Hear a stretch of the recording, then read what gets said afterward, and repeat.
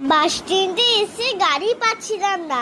অনেকটা সময় দাঁড়ানোর পর একজন খালি গাড়ি নিয়ে যাচ্ছিল, তো তাকে বলার পর আমাদেরকে নিয়ে গেল।